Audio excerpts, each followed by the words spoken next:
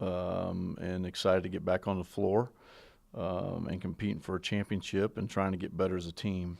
Uh, they're a tough task for us just because they've got a really good player in Burton who arguably could be first team all league, and Perez and Cole Huff have really improved, and had really good years, and they're 8-7 in the conference, which is a big jump for them instead of what happened with them last year. And I think Coach Carter's done a great job with them.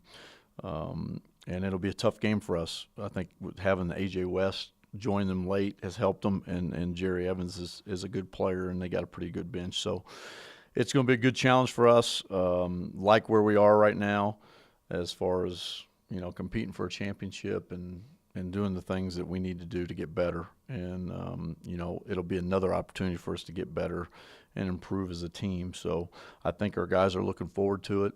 And so we'll leave tomorrow, and then we'll fly back after the game on Sunday. So looking forward to play. It's a 3 o'clock game, so be a good opportunity for us to try to get better, which I said, and see how we stack up.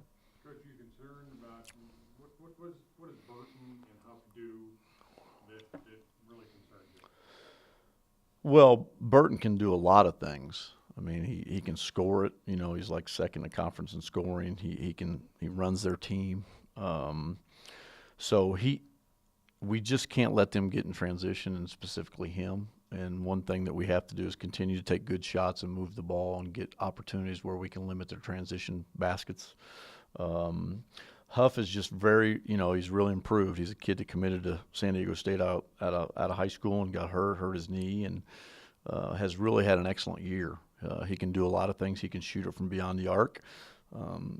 He plays hard, and he's a tough matchup. So those two guys are really good players and had good years. And Michael Perez has been a really good surprise for them. I mean, he played with our boys when he was younger in our AAU program here, and went to UTEP and ended up transferring to Nevada, but's really found himself and really improved his game. So he's definitely an offensive threat. I think he was 4 for 5 against us from 3 the first time. So that's stuff that we have to watch, when we get up, or things like that we've kind of been lackadaisical on concentration when we get up and not finishing, but we've gotten a lot better since that game.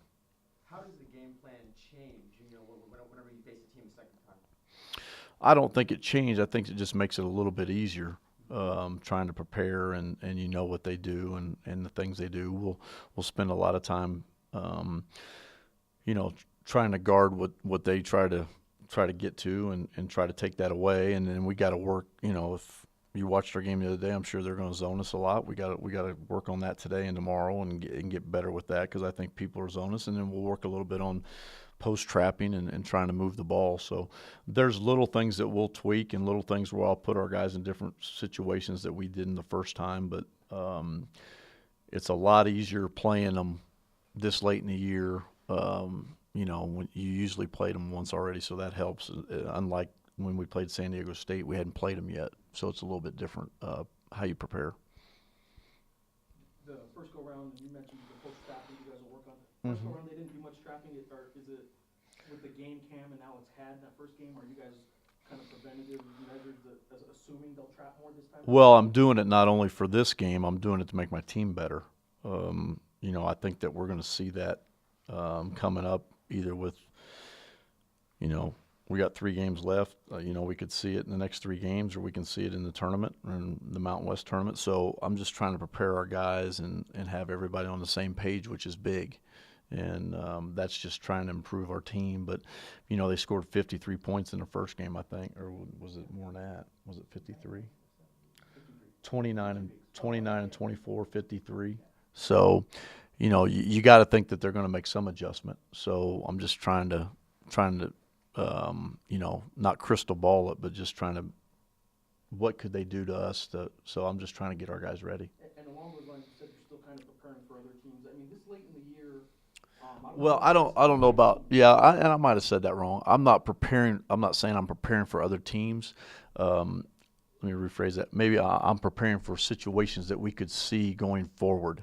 against other teams. Yeah, I'm not really preparing going, hey, this is what Air Force is going to do and this is what San Diego State. I'm really preparing that, as a coach, you're trying to see what situations could we see that we haven't seen, and what situations do we need to work on to get better just in case it happens so that we're not uncomfortable. Especially just look at like the first 4 minutes coming out. How big is that going to be Sunday with coming off the stretch you just had? Well, it'll be big just because it's a road game. The biggest thing we talk about, you got to get off to a really good start on the road, and that first 4 minutes, first 8 minutes, first 10 minutes is going to be big just because the thing, they haven't played in a week. So it'll be interesting to see, how their adjustment is by, they had a week to rest and do some things because I think they had the Nevada State tournament in their building. So I think that's why the game was moved. We're playing on Sunday because that finishes on Saturday. So, it's one of those things where it's going to be what's going to be our mindset on how bad do we want it?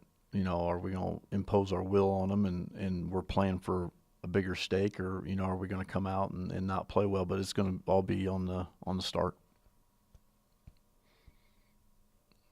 Coach, how comfortable are you right now in your situation? How much more comfortable are you now than What do you mean I don't understand my situation? What's my situation? Being the coach?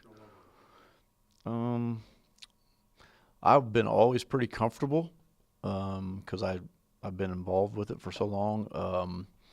I think I'm more comfortable with my team because I think my team's done exactly what I thought they would do, and they've come together really well, and we're doing things that I've envisioned them doing. Maybe not as quick as that we all like as coaches, but I think they've done everything we've asked them to do. So I think my trust and my confidence in them makes my job a little bit more comfortable. If that's what you wanted, I think I'm a little bit more comfortable in that how well my team's playing and what we've been able to accomplish. Not so much in reference to last Saturday night's, anything that happened after the game, anything like that, but did you see the brawl last night on the court rush with New Mexico State? Have you seen the video? And I'm just curious your comments on I that don't. scenario. I mean, I've seen it. I don't have any comments about it. I mean, it's not my. And rushing the court in general, do you have any? I mean, what do you think of that? I'm just glad our students didn't do it after we beat San Diego State.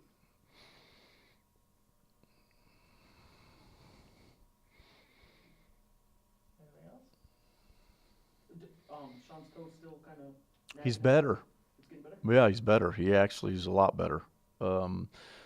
But I think it was a tough stretch for. I mean, I'm not saying that. They're kids. They're college kids. They're student athletes that, you have to play 3 games in 7 days. Sometimes that's just part of it. I think it was a little bit taxing on some of our guys just because they play minutes and they're responsible for a lot of our play and the pressure of playing at a high level with 2 big games with UNLV and San Diego State, and then you come back with a team that should have a much better record. That's very veteran, and they got a big-time coach that really executes, and that's a drain mentally. I mean, so I think it was more physically draining on Deshaun just because he's had the injury, I think. But I think these 2 days off will help him. This might be similar to what he was asking, but kind of big picture, not specific to this game. It wasn't just you in your first year as a head coach, but each of your coaches on your staff took a step up too. Can you talk about your coaching staff and how they've come along through the season? Yeah, I mean it's a learning process for all of us. I'm just thankful that my team was able to adjust to a new coaching staff. I mean, Coach Snow's been around, but he wasn't in a coaching deal. He was the ops, and then Drew was kind of been. I don't know if he's been bumped up, but he's kind of moved up, and then bringing Lamont in new and Mike in new. So it's an adjustment period, and it's an adjustment from being their uncle to their dad. I mean, it's always easy for you to go to your uncle and say, Dad's on me, and and then I was always the buffer guy. And then when you're dad, you say no, and you have to set things that it's hard. It's not easy. And I got to give my guys and my players all the credit because they've hung in there and they believed in what our vision was, and I think they're having fun. I think they're playing a lot more freer. I think we've let them play, and but my staff's done an excellent job.